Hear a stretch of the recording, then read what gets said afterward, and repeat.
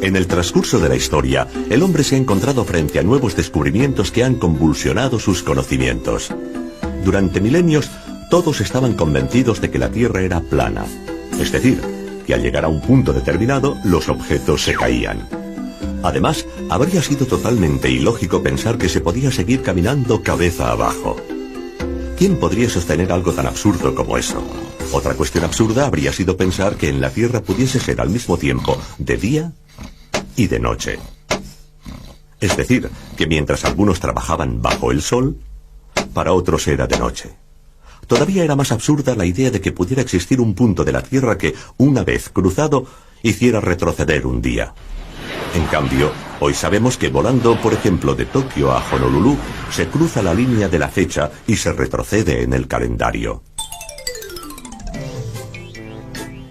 Naturalmente sabemos que cuando en California es mediodía, en Moscú es medianoche, y que los australianos están cabeza abajo respecto a nosotros y nosotros respecto a ellos.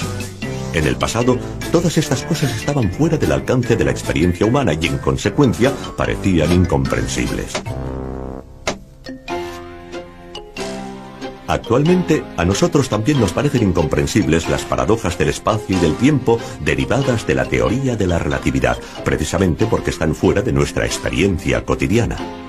Por ejemplo, ¿cómo es posible que cuanto más cerca se está de la velocidad de la luz, más lentamente transcurra el tiempo? ¿Cómo entender que si un astronauta viaja durante un tiempo a una velocidad cercana a la de la luz, cuando regrese a la Tierra encontrará a su hermano gemelo mucho más viejo que él? ¿Y cómo es posible que a esta altísima velocidad un objeto se contraiga aumentando su masa? El hecho es que estas paradojas nos parecerían totalmente normales si formaran parte de nuestra experiencia cotidiana. Pero esto no sucede por una sencilla razón. Estos fenómenos se hacen evidentes únicamente al viajar a velocidades muy cercanas a la de la luz, y estas velocidades están más allá de nuestra capacidad.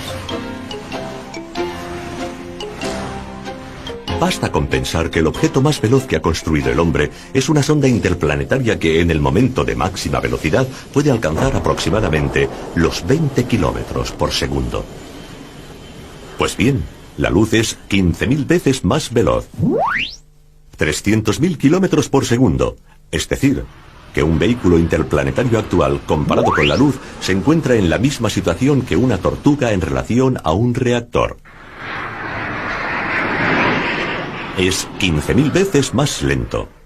Por esta razón, nunca hemos podido entrar en la zona mágica en la que tienen lugar estas paradojas. Pero, ¿por qué suceden únicamente cerca de la velocidad de la luz? En realidad, se producen siempre, incluso a baja velocidad, pero los efectos son demasiado pequeños para que nos demos cuenta. De hecho, su crecimiento es muy rápido al aumentar la velocidad. Basta con un simple ejemplo para entender este concepto. Cogemos un objeto de metal y lo acercamos poco a poco a un imán. Cuando está a 1 metro, el efecto de atracción no se advierte, aunque en teoría existe ligeramente. Tampoco sucede nada a medio metro, y tampoco a 20 centímetros. Pero a medida que nos acercamos, esta atracción empieza a notarse y aumenta cada vez más. En el último centímetro se hace muy fuerte, y en el último milímetro fortísima. Finalmente, en la última milésima de milímetro es casi irresistible. Con los efectos de la relatividad sucede algo parecido. Con la velocidad del automóvil estamos aquí, con la del cohete interplanetario aquí. Es decir, en un punto en el que, en teoría, el efecto de la relatividad existe pero es inapreciable. Solo disponiendo de astronaves capaces de acercarse a la velocidad de la luz, entraríamos en el terreno de los efectos muy evidentes y bastaría, cada vez, un pequeño acercamiento para multiplicar este efecto y amplificar las consecuencias. De hecho, según una tabla aproximativa, suponiendo que una astronave parta hoy y regrese dentro de 1000 años, viajando a 294.000 kilómetros por segundo, el tiempo relativo a bordo sería de 200 años. Pero sería suficiente con acelerar un poco, es decir, llegar a 299.792 kilómetros por segundo para reducir el tiempo a solo 2 meses. Después, bastaría con acelerar muy poco, solamente 4 centímetros por segundo, para hacer descender el tiempo relativo a bordo a solo 3 días. Partiendo de esta base, podemos llegar a una consideración que normalmente se olvida. Hemos visto que la velocidad de la luz es muy elevada. 300.000 kilómetros por segundo. Pero solo resulta muy elevada si la comparamos con nuestra manera de vivir y de movernos. Es decir, si la comparamos con una bicicleta, con un avión e incluso con un cohete. Contemplándola en el panorama general del universo, se trata en realidad de una velocidad bastante modesta. ¿Por qué? Porque es cierto que un fotón de luz emplea menos de 1,5 segundos para ir de la Tierra a la Luna. Pero también es cierto que emplea ya 8 minutos para ir de la Tierra al Sol.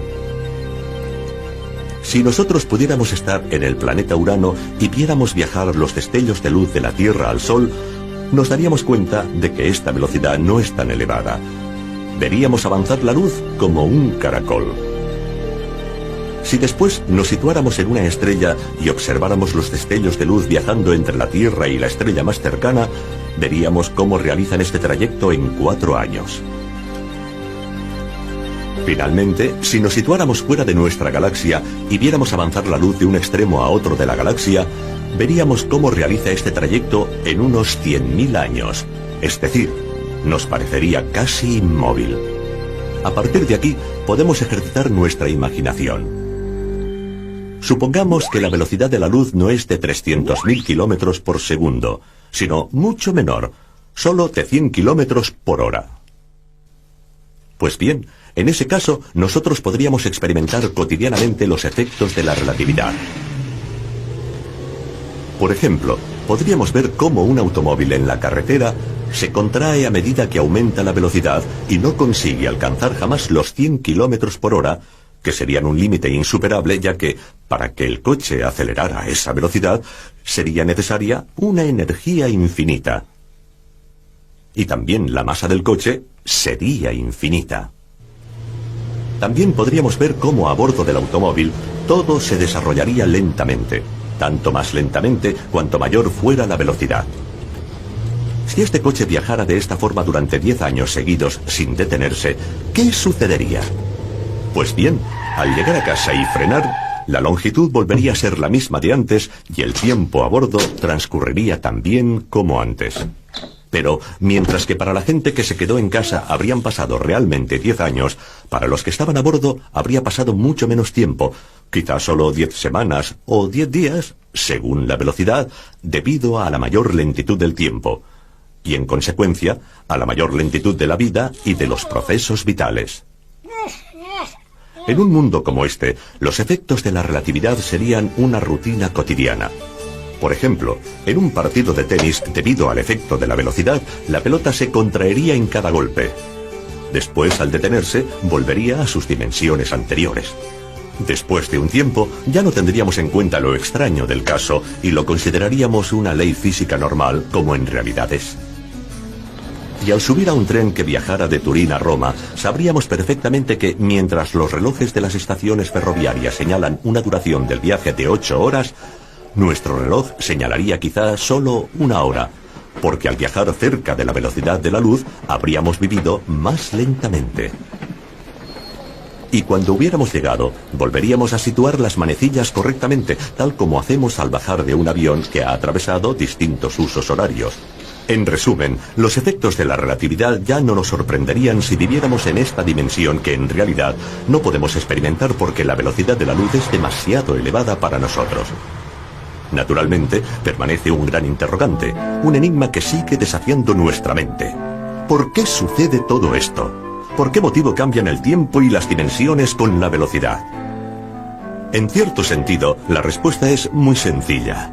Siempre ha sido así, aunque nosotros no nos hayamos dado cuenta porque nunca hemos experimentado estas velocidades.